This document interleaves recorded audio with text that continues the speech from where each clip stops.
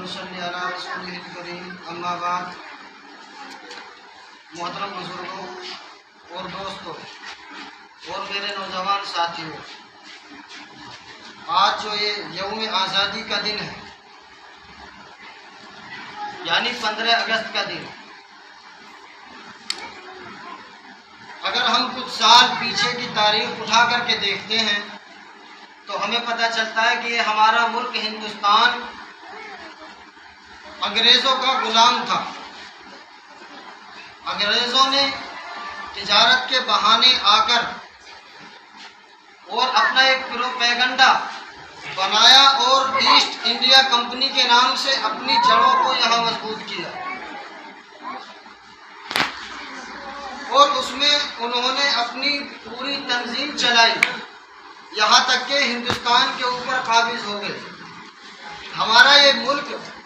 جو سونے کی چڑیا کہلاتا تھا وہ انگریزوں کا غلام بن گیا۔ یہاں ہندوستان کے اندر زمینیں تو ہماری تھیں لیکن زمیندار انگریز تھے۔ ملک ہندوستان ہمارا تھا لیکن حکومت انگریزوں کی تھی۔ ہم یہاں ہمارے جو بڑے اکابرین اور بزرگ تھے وہ غلامانہ زندگی اور اپنی ہی زمین کے اندر مزدوری کرتے تھے، لیکن اللہ رب العزت نے کچھ لوگوں کے دلوں کے اندر آزادی کی شمع کو روشن کیا، چنگاری بھڑکائی اور لوگوں نے اس چنگاری کو ہوا دی، اور وہ ایسی پھیلی کہ سب لوگوں نے ایک جٹ ہو کر، ہندو مسلمان اور سکھ عیسائی سب نے ایک ہو کر انگریزوں کے ساتھ لڑائی لڑی اور ہندوستان کو آزاد کرایا۔ دراصل آج ان مجاہدین آزادی کی قربانیوں کو خراج عقیدت پیش کرنے کے لیے، ان کو سلام پیش کرنے کے لیے آج ہم یہاں جمع ہوئے ہیں کہ جنہوں نے انگریزوں کی حکومت سے اپنے اس پیارے ملک کو آزاد کرایا، اور وہ تمام تر قربانیاں پیش کی کہ جن کو تاریخ کے باب میں سنہرے الفاظ سے رقم کیا جاتا ہے۔ وہ لوگ کون تھے کہ جنہوں نے اپنی جانوں کی پرواہ نہ کرتے ہوئے آزادی کے پرچم کو لہرایا، جنہوں نے کالا پانی اور مالٹاؤں کی جیلوں کو بھرا، اپنا قیمتی جیون ان جیلوں کے اندر کاٹا، پریشانیوں اور مشقتوں کے اندر اپنی زندگی کو کاٹی، لیکن ہندوستان کو آزاد کرایا، جنہوں نے اپنی جان کو جان نہ سمجھا، مال کو مال نہ سمجھا، اولاد کو اولاد نہ سمجھا، یعنی اس ہندوستان کو آزاد کرانے کے لیے انہوں نے ہر چیز کو قربان کر دیا۔ جب اتنی قربانیاں پیش کی گئیں تو اللہ نے ایک دن اس ہندوستان کو ان ظالموں سے آزاد کرا دیا، اور وہ دن وہ 15 اگست کا دن تھا۔ آج کوئی کہتا ہے کہ ہندوؤں نے جو ہے آزاد کرایا،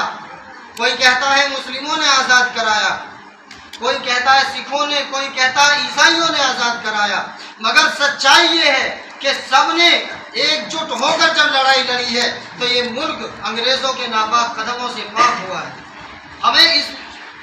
آج ہمارا یہاں جمع ہونے کا مقصد صرف یہی ہے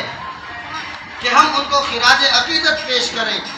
اپنے اکابرین اور بزرگوں کی ان تاریخوں کو یاد کریں، ان قربانیوں کو یاد کریں کہ جنہوں نے اپنے تن من دھن سے بازی لڑی اور پھر جیت کر دکھایا، اور ہمیں یہ دن نصیب ہوا۔ ہمیں اپنی آنے والی نسلوں کو یہ بات گھٹی میں پلانے کی ضرورت ہے کہ ہمارے اکابرین نے اس ہندوستان کے لیے کتنی قربانیاں دی ہیں، پھانسی کے پھندوں کو چوما ہے، سلاخوں کے پیچھے پوری زندگیاں اپنی گنوائی ہیں، اپنی حکومتوں کو چھوڑ کر اور تمام گھر والوں کو شہید کرایا ہے، جب جا کر یہ ہمیں آزادی ملی ہے۔ لیکن آج کچھ لوگ اپنی اکثریت کی بنیاد پر اور اقتدار کی بنیاد پر آج پھر کچھ لوگ اقلیت کو غلامی کی طرف دھکیلنا چاہتے ہیں۔ اس لیے آج ہمیں ضروری ہے کہ ہمیں اپنے اکابرین کے تاریخی کارناموں کو یاد کرنا چاہیے، تاکہ ہمارے اندر بھی وہ جوش پیدا ہو، ہمارے اندر بھی ملک سے وفاداری پیدا ہو، ملک سے اپنے وطن سے محبت پیدا ہو، تاکہ ہم ملک کی خدمت کر سکیں۔ اس کی حفاظت کر سکیں، اپنے دین اسلام کی حفاظت کر سکیں۔ اس لیے کہ جب ہم تاریخ کے اوراقوں کو پلٹتے ہیں اور تاریخ کی کتابوں کو کھنگالتے ہیں تو ہمیں پتہ چلتا ہے کہ اس آزادی کی لڑائی کے اندر سب سے پہلا اور سب سے زیادہ اگر کسی کا کام رہا ہے وہ دارالعلوم دیوبند کا رہا ہے۔ ہمارے اکابرین نے شیخ الہند رحمۃ اللہ علیہ، جب انگریز نے ٹیپو سلطان شہید رحمۃ اللہ علیہ کو قتل کر دیا، اس وقت انگریزوں نے دلی کے تخت پر آ کر اعلان کیا کہ آج ہم ہندوستان پر قابض ہو گئے۔ اسی وقت میں ایک اللہ کے مرد مجاہد نے، محمود الحسن رحمۃ اللہ علیہ نے یوں کہا کہ انگریز کسی بھی طرح قیادت کو ہم نہیں مانتے، اس لیے کہ آج ہندوستان غلام ہو چکا ہے پورے طور پر، اور ہندوستان میں رہنے والے ہر انسان کے اوپر انگریزوں سے جنگ کرنا فرض ہے،